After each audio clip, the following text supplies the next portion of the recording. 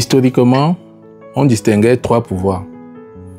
Le pouvoir exécutif, le pouvoir législatif et le pouvoir judiciaire. Mais vers la fin du XXe siècle, on a constaté l'émergence d'un quatrième pouvoir qui fait référence à la presse et aux médias.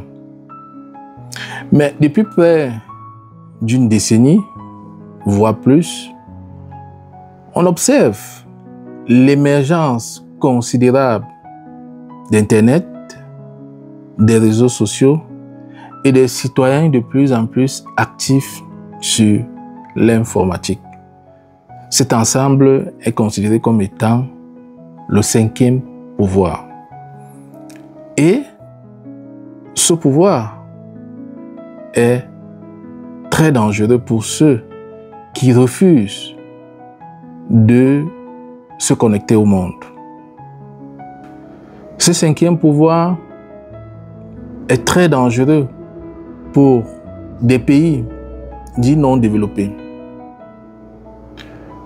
Il y a de cela quelques jours, je suis allé dans un réseau social, TikTok pour ne pas le nommer, où j'ai pu observer certains faits que je vais partager avec vous.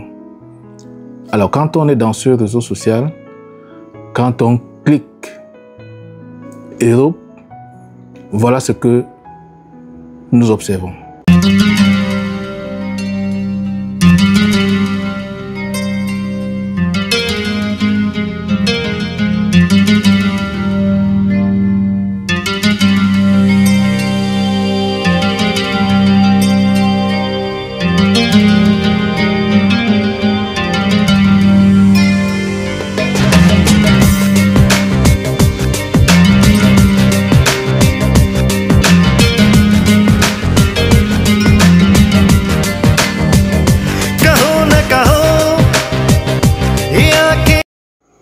Oui, dans ce même réseau social, quand vous cliquez Asie, voilà également ce qu'il vous présente.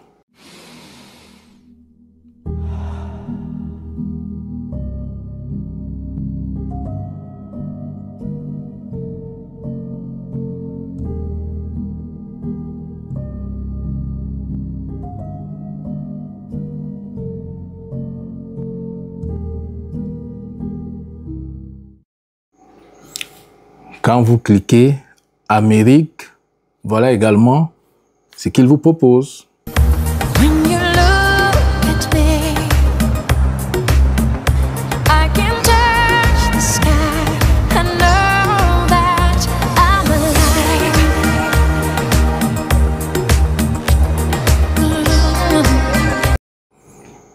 Et quand vous cliquez Afrique, voilà ce qu'il met à votre disposition.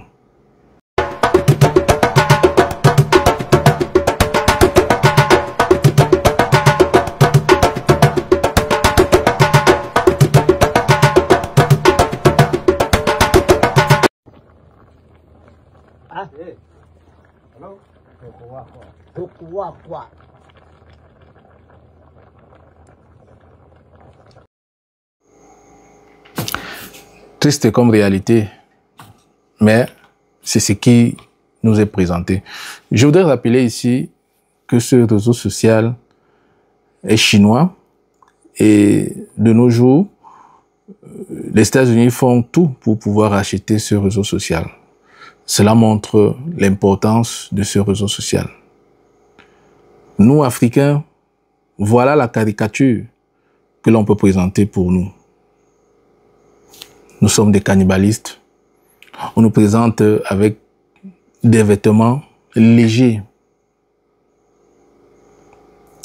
Imaginons un seul instant ce que cela peut signifier pour nos enfants. Est-ce que l'Afrique est limitée à cela? Nous ne pensons pas. Alors, je voudrais ici que nous essayions de présenter les raisons pour lesquelles certains présentent l'Afrique comme étant ce continent où tout est léger, où l'on peut être considéré comme étant des cannibalistes. Comme première raison, nous pouvons tout simplement présenter ici l'ignorance de certaines personnes. Oui, certaines personnes nous cataloguent comme telles, mais ne connaissent même pas la réalité. Pour d'autres, l'Afrique est un pays et non un continent, alors qu'il y a plusieurs Afriques. Nous avons des travailleurs, nous avons des ingénieurs, nous avons des chercheurs, nous avons des médecins. Bref, l'Afrique plurielle existe. Certains ne connaissent pas cela. L'actualité nous le démontre. Pour d'autres, les Africains sont considérés comme ceux-là qui ne réfléchissent même pas. L'Afrique est considérée comme étant uniquement un continent où l'on peut venir se servir en matière première. Voilà l'image que certains ont de nous. Parce que nous ne réussissons pas à montrer une bonne image. Nous ne communiquons pas sur ce que nous réalisons, sur nos prouesses. Cela me permet immédiatement d'enchaîner avec la deuxième raison. C'est notre négligence. Si aujourd'hui nous sommes catalogués comme tels, c'est tout simplement parce que en Afrique, nous n'investissons pas dans la communication. Nous n'investissons pas dans le marketing. Imaginons-nous, ils sont très peu qui doivent présenter les efforts qu'ils fournissent au quotidien. C'est cela qui continue au niveau d'une nation, au niveau de notre continent. Les autres ont une image négative de nous, mais nous, Africains, nous ne travaillons pas dans le sens où nous devions communiquer pour présenter une bonne image au reste du monde. Il est important pour nous de considérer la communication comme étant un élément important. Oui, les avancées, les évolutions, les réformes doivent être connues de tous. Il est important que les autres s'aperçoivent que nous évoluons.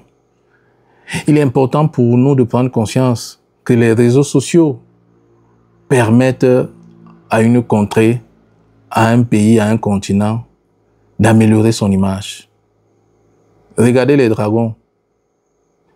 Ils investissent considérablement sur la communication, sur le marketing. Nous devrions prendre conscience de l'importance de ce canal de communication. Les réseaux sociaux sont extrêmement importants. Un individu, dans sa chambre, peut impacter sur l'image d'un pays. Et c'est ce que nous voyons. Sous d'autres cieux, il est interdit de filmer des bidonvilles. Il est interdit de filmer des gens qui sont considérés comme étant des déséquilibrés.